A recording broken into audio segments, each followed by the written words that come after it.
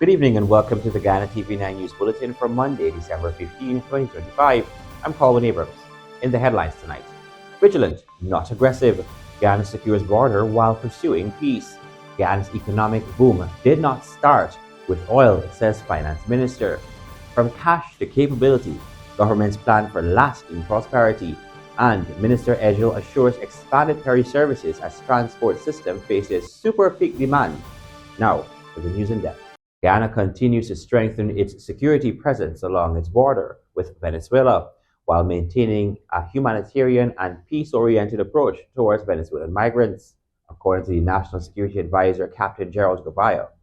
Gavaya explained that Venezuelans are not regarded as enemies of Guyana, pointing to deep historical, cultural, and familial ties between the two countries. Here's more. Ghana's National Security Advisor, Captain Gerald Gavaya, noted that during Ghana's economic hardships in the 1970s and 1980s, tens of thousands of Guyanese migrated to Venezuela, where they settled, formed families, and became integrated into Venezuelan society.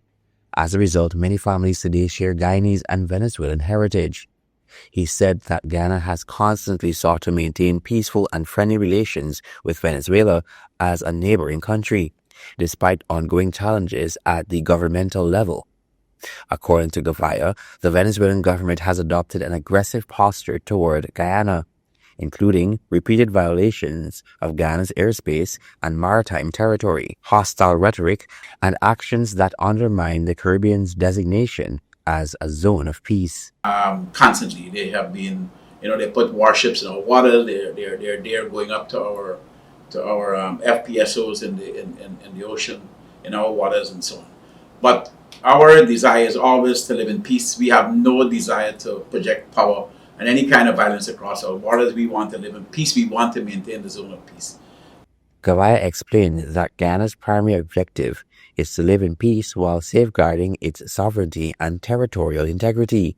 To support this objective, Ghana has significantly enhanced its border security capabilities in recent years. He said that over the past 5 years, the Ghana Defense Force has expanded its presence along the border and improved surveillance and response capability through increased use of technology. He noted that the government, under the leadership of President Dr. Mohamed Irfan Ali, has invested in new helicopters and aircraft to strengthen vigilance and monitoring efforts. Gavaya added that Guyana continues to work closely with international allies and now maintains a high level of domain awareness, allowing authorities to closely monitor activity along its border and surrounding areas at all times. Addressing the influx of Venezuelan migrants, Gavaya said the government continues to balance humanitarian responsibilities with the need for regulatory and national security controls. He explained that many Venezuelans entering Guyana are descendants of Guyanese nationals and have a constitutional right to return to the country. At the same time, he said national security remains fully operational and vigilant. These people are running from economic austerity measures. The life in Venezuela is actually very, very tough for many of these people, like happened to us in the 70s and 80s as well. And so I believe we are also very conscious of the humanitarian needs of these people. But it does not for 1 second should indicate to anybody that we have dropped our national security posture. We are very vigilant. We are monitoring them. We are dealing with them. But we are dealing with them as human beings that are in need of help. Reflecting on regional history, Gavaya recalled that Venezuela, Brazil, Suriname, and other Caribbean nations opened their borders to Guyanese during times of crisis decades ago. He noted that communities such as Puerto Ordaz in Venezuela once became home to between 50,000 to 60,000 Guyanese, creating enduring bonds between the populations of both countries. So around us is a lot of people who helped Guyanese when they were running from the austerity measures that was happening here in Guyana. When a lot of food items were banned, when we had no freedoms, and so on. So people, I will tell you, 50 to 60,000 Guyanese lived in a place called Puerto Ordaz in Venezuela.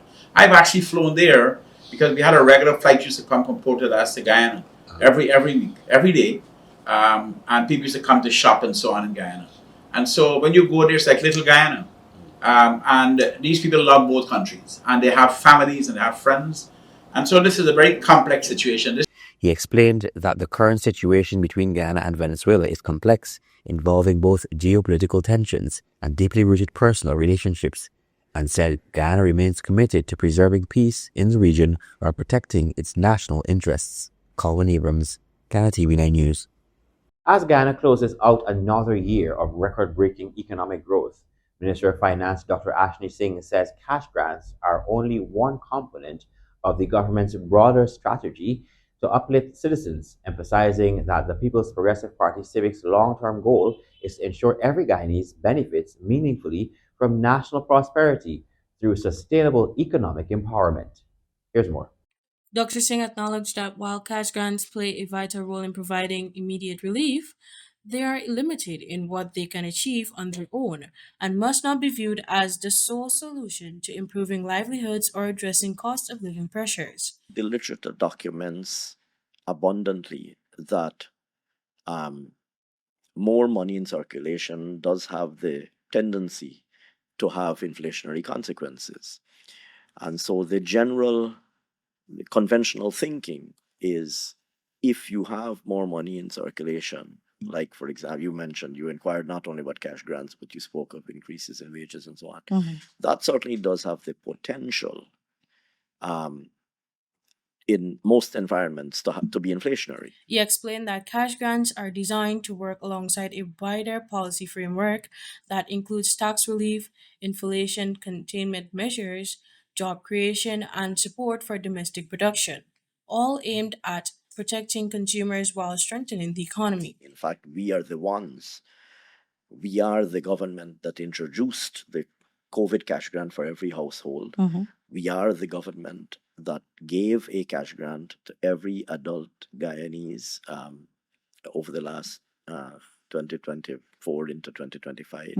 And we're also the government who we are the government that has said that we will, over the course of the next 5 years, also, provide cash grants on future occasions.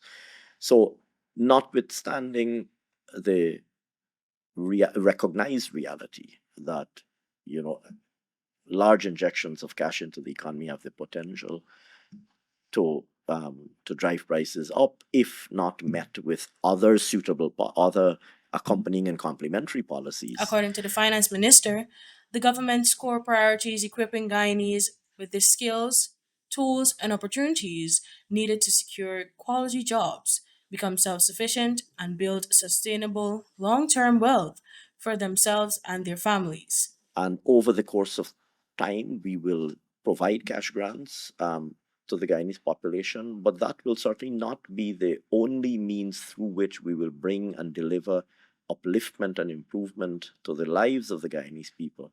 Because what we want ultimately is for every single Guyanese person to be able to take care of themselves, to be able to get the right skills that they're able to earn and get a good quality job and to be able to take care of themselves. And even moreover, not only to take care of themselves, but to be able also to build household and individual wealth. We have said on repeated occasions that our objective is for national prosperity to be translated into community and household and individual prosperity. Dr. Singh stressed that national growth must translate into real improvements at the household and individual levels, noting that true development lies not only in financial assistance, but also in lasting economic empowerment for every citizen.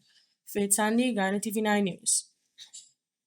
Public Works Minister Bishop Kwan Edgil says the Transport and Harbors Department is fully mobilized to handle what he describes as super peak rather, traffic levels as demand for river transport continues to exceed capacity ahead of the Christmas season.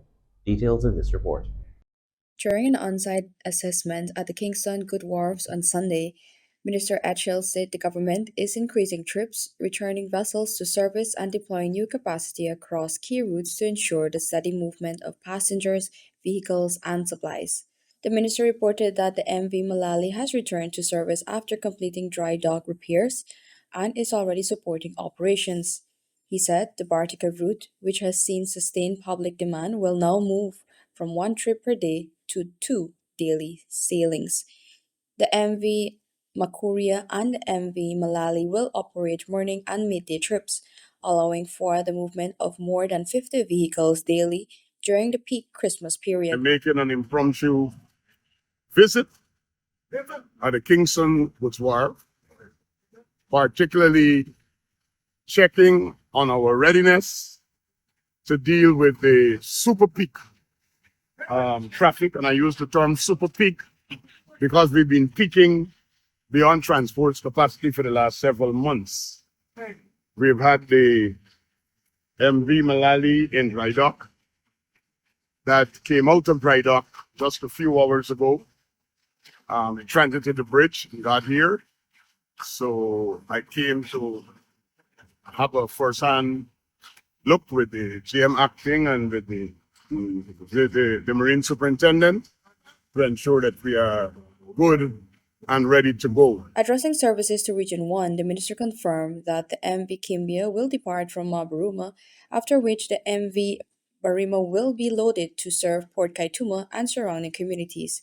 He explained that vessels will operate on a touch-and-go schedule, with continuous loading and offloading to maintain supply lines through to after the new year. Edgehill identified the Parika, Wakanam, Lagwan, Supanam corridor as the area with the highest pressure, while the tug Hercules is temporarily out of service for engine repairs. He said additional vessels are being deployed to maintain service. He announced that the new MV RS4 will enter service by Friday, nearly doubling capacity on this Supanam route with space for more than 80 vehicles. Supanam is going to have double up capacity with the MV RS4 coming on by Friday. Wakenham, Leg 1, we have the Sandaka that is doing some things to Leg 1. The concerns about Wakenham is the time of sailing, and we will try to do better with that. But you will assure that there is movement and there is supply in all of the areas. The minister also outlined infrastructure and service upgrades now underway. He said construction works at the Kingston Good Wharf are expected to be completed before the end of the month, while stallings at Mabaruma and Marijuana are nearing completion. Modifications at Port Kaituma are scheduled to be finished before Easter.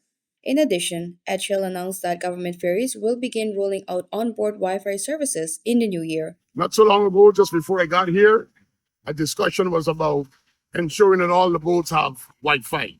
And I can tell you, early in the new year latest, all of our boats and our vessels, we will ensure that passengers, the crew, have access to Wi-Fi, whether we use Starlink or Wi-Fi GY, which is also Starlink through the government of Guyana. Minister Edgehill says management and staff of the Transport and Harbours Department remain focused on improving reliability and service quality and urge the public to monitor official transport updates as vessels operate on accelerated schedules during the holiday period. Adana Dore, Guyana TV9 News.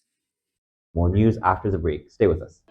GCOM will be conducting a claims and objections exercise commencing January 5, 2026 to produce an official list of electors, OLE. If you will be 18 years or older by December 31, 2025 and you're a Guyanese citizen by birth, descent or naturalization, or a citizen from a Commonwealth country living in Guyana for 1 year or more, you are eligible for inclusion in the OLE. GCOM will be posting the preliminary list of electors, PLE, in all of the registration divisions across Guyana for you to check whether the particulars are accurate. You can object to anyone who you believe does not qualify for inclusion in the OLE. To do so, you must be listed in the same divisional list as a person you are objecting to. You must visit the GCOM registration office responsible for your area of residence to make an objection. It is an offense to make false objections. The objections aspect of this exercise will end on Thursday, January 22, 2026. For more information, contact the GCOM on 225-0278-9 or visit www.gcom.org.gy.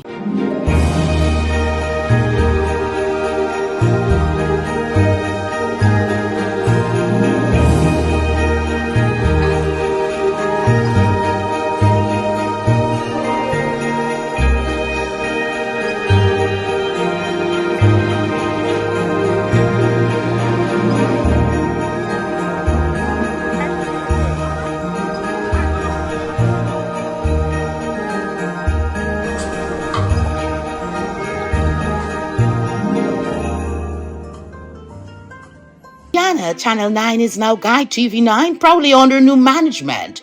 We're building stronger with a balanced and open platform for all advertisers. Whether you're promoting a business, service, or event, your message belongs right here. So choose your spot, news, prime time, or anytime, and reach viewers across Guyana. With affordable rates and professional service, Guy TV9 is your partner in progress. So visit us at Lot 21A, Lamahar Street, Georgetown, in the Century 21 building, or call 600-5006 or 761-5006. Guyana TV9. New leadership, fresh outlook, real results. Celebrate Christmas the Guyanese way with 7 days of magic and adventure. Feel the streets come alive with lights, decor, and carols. Share in the delicious joy of favorites like pepper pot, black cake, and even ginger beer. Then explore Guyana's attractions, the majestic kite show, scenic tour on the Demerara Essequibo, and Mahaika rivers. 7 days, one unforgettable Christmas. Join us. Let's discover Guyana this Christmas.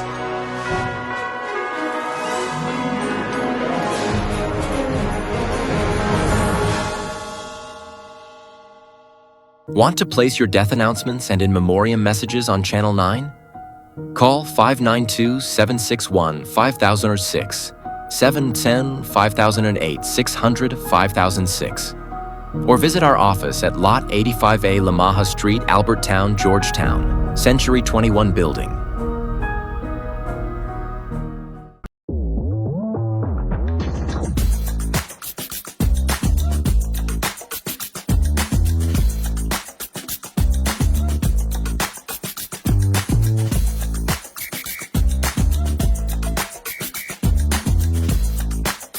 GCOM will be conducting a claims and objections exercise commencing January 5, 2026 to produce an official list of electors, OLE. GCOM will be posting the preliminary list of electors, PLE, in all of the registration divisions across Guyana for you to check if you are listed and if so, whether your particulars are accurate. If you will be 18 years or older by December 31, 2025 and you are a Guyanese citizen by birth, descent, or naturalization, or a citizen from a Commonwealth country living in Guyana for 1 year or more, you are eligible for inclusion in the OLE. If you are eligible for inclusion in the OLE, you are required to apply for registration if your name is not on the PLE, apply for a transfer if you have changed your address since you were registered, apply for a name change if you have changed your name, or apply for a correction if your registration particulars are incorrect. Any person applying for a change or correction to his or her particulars must provide the required original source documents: birth certificate and deed poll for a name change by deed poll, birth certificate and marriage certificate for a name change by marriage, divorce absolute in the case of a woman who is desirous of reverting to her maiden name from her married name,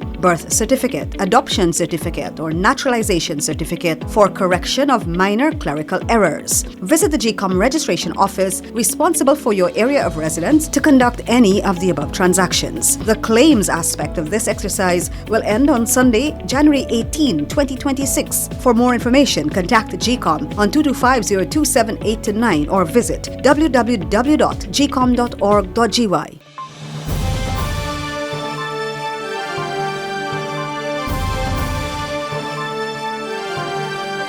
Welcome back. You're watching the Guyana TV9 News Bulletin. A charge of attempting to obstruct justice against former police officer Damian McLennan in the Quindon Bacchus case has been dismissed after a Georgetown magistrate ruled that prosecutors failed to establish a prima facie case. Senior Magistrate Fabia Azor upheld a no-case submission on December 15, 2025, bringing an end to a year of proceedings linked to the controversial 2022 killing of 23-year-old McLennan. Had been accused of helping to cover up aspects of the investigation into Bacchus's death, which sparked nationwide outrage. While related criminal cases against other ranks have also collapsed, the state has since accepted liability for Bacchus's unlawful killing, and will pay $24 million in compensation to his family, marking a significant development in the long running matter. American disability advocates John Foppy and Craig Spielman, founders of the nonprofit Friends of the Forgotten, are visiting Ghana to inspire children with disabilities to live independent and productive lives. They are challenging stereotypes and promoting confidence, resilience, and inclusion through community engagement and mentorship, sharing their personal stories of overcoming physical and social barriers. Here's more. John Foppy, born without hands, demonstrated to children how he performs daily tasks using his feet, from eating and typing to driving and opening a soda can. By showing that physical limitations do not define one's potential, he emphasizes adaptability, self reliance, and the importance of focusing on what one can achieve rather than what one lacks. His story is a powerful example of turning adversity into opportunity. So people see these empty sleeves, they wonder, oh, how do you do the day-to-day things in your life that I sometimes have problems with 2 hands and 10 fingers? And the short answer is I use my feet for everything that others use their hands for. There's really not a special school that you can go to learn how to use your feet. I always say that the human body has an incredible capacity to adapt to adversity. And so what I'm doing here is I'm showing the audience, opening up a can of soda here with my toes. I believe that there really are no unsolvable problems. They're just problems in life that haven't been solved yet.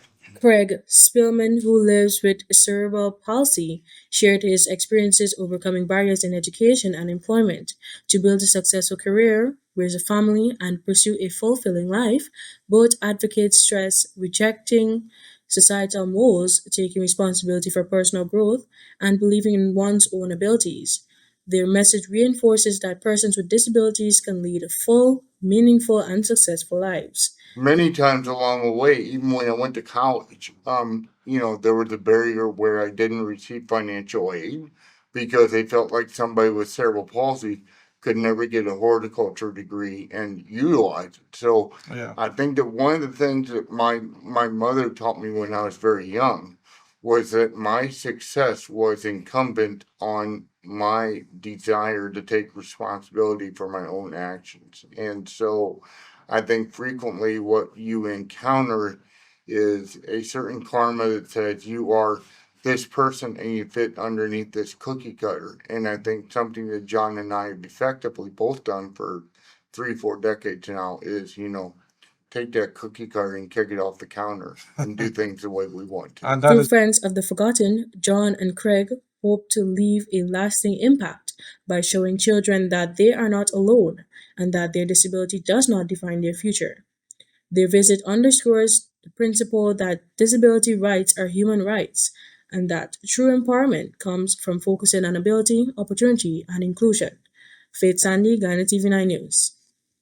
Inmates in Ghana are embracing rehabilitation programs that transform lives and reduce recidivism. The Ghana Prison Service, with Superintendent David Shepherd and welfare officers Marcel Allison and Dawn Sumner, London, among those overseeing implementation, has rolled out initiatives across Georgetown, Lusignan, and other prisons in 2025.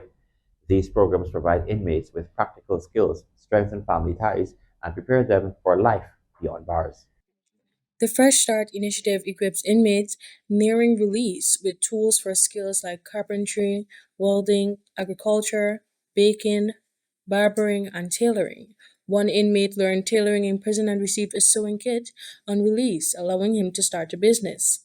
Programs like this empower inmates and help prevent reoffending. In terms of the Fresh Start initiative programs, what we normally do for the inmates is providing they come close to completing their sentence time and stuff like that, based on whatever skill they have, we will fill up a form and that will lead them to, they will give information like based on the skill they have, of course, if they have carpentry skill, if they have welding skill, if they have agricultural skill, whatever they have, we'll give them the equipment. The minister provides them so that when they get out there, they could use them effectively instead of, which would be a means of of lessening recidivism. Rehabilitation goes beyond skills. Counseling, family visits, and structured programs help inmates build confidence, self worth, and better decision making. Partnership with NGOs, faith groups, and families extended support beyond prison walls, giving inmates hope and a sense of belonging. We would like the public to know that rehabilitation is not just to incarcerate the person or lock the person away. Incarceration, the rehabilitation program rather, is to help inmates to gain skills so that they will be able to make better life decisions. And rehabilitation is not just about the prison service. We need all stakeholders, your family members, we need NGOs. It is a collaborative effort. The Guyana Prison Service emphasizes that rehabilitation is a shared effort.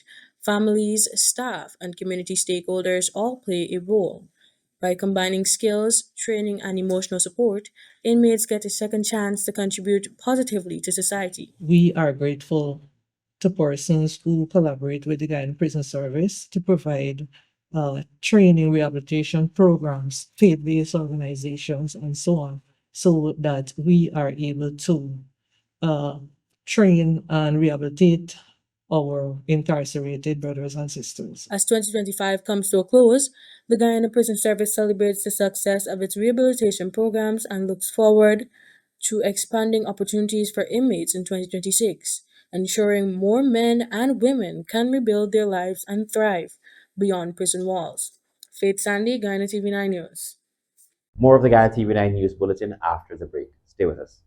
GCOM will be conducting a claims and objections exercise commencing January 5, 2026 to produce an official list of electors OLE if you will be 18 years or older by December 31, 2025 and you are a Guyanese citizen by birth, descent or naturalization or a citizen from a Commonwealth country living in Guyana for 1 year or more, you are eligible for inclusion in the OLE. GCOM will be posting the preliminary list of electors PLE in all of the registration divisions across Guyana for you to check if you are listed and if so, whether your particulars are accurate. If you have changed your address since you were registered, you need to visit the GCOM registration office responsible for your new area of residence to apply for a transfer. Sunday, January 18, 2026 is the last day you can apply for a transfer during this exercise. For more information, contact the GCOM on 225027829 or visit www.gcom.org.gy. GCOM will be conducting a claims and objections exercise commencing January 5, 2026 to produce an official list of electors OLE if you will be 18 years or older by December 31, 2025 and you're a Guyanese citizen by birth, descent or naturalization or a citizen from a Commonwealth country living in Guyana for 1 year or more, you are eligible for inclusion in the OLE. GCOM will be posting the preliminary list of electors PLE in all of the registration divisions across Guyana for you to check whether the particulars are accurate. You can object to anyone who you believe does not qualify for inclusion in the OLE. To do so, you must be listed in the same divisional list as the person you are objecting to. You must visit the GCOM registration office responsible for your area of residence to make an objection. It is an offense to make false objections. The objections aspect of this exercise will end on Thursday, January 22, 2026. For more information, contact the GCOM on 225027829 or visit www.gcom.org.gy. Welcome back. You're watching the Ghana TV9 News Bulletin. Ghana's rise as the fastest growing economy in the world did not begin with oil, according to the senior minister of. Welcome back. You're watching the Ghana TV9 News Bulletin. Ghana's rise as the fastest growing economy in the world did not begin with oil, says the Minister of Finance in the office of the President with responsibility for finance, Dr. Ashley Singh. Instead, he says the country's current economic success is the result of decades of deliberate policy choices, testing during some of the most turbulent periods in global economic history. In an interview on the Starting Point podcast, Dr. Singh reminded that long before Guyana became an oil producer, successive People's Progressive Party civic governments had made strong and sustained economic growth a central policy objective.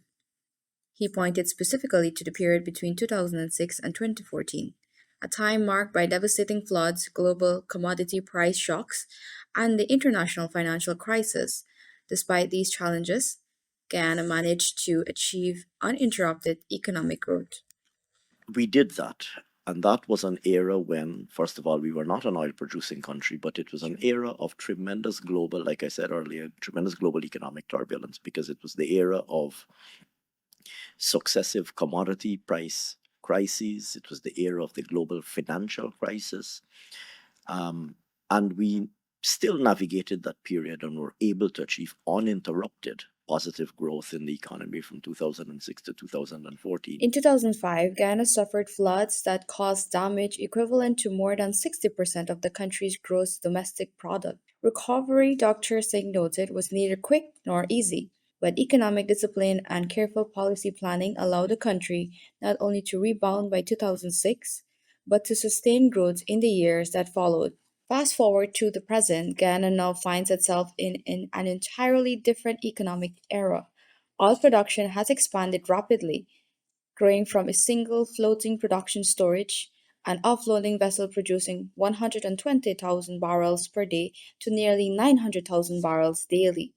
Production is projected to reach 1.3 million barrels per day within the next few years. While oil and gas now play a significant role in economic expansion, Dr. Singh emphasized that government policy is focused not simply on growth, but one resilient growth that can withstand global shocks and price volatility. Our policy objective, our president's stated objective is to maintain strong economic growth, but in particular to ensure that that growth is resilient.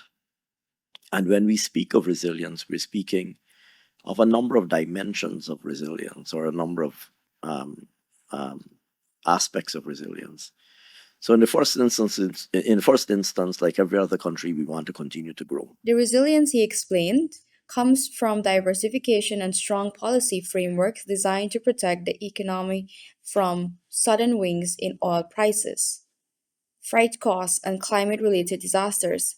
He pointed out that oil prices have historically ranged from as high as 183 US dollars per barrel as to low as $13, underscoring the importance of long-term planning. Crucially, the non-oil economy continues to expand at a rapid pace.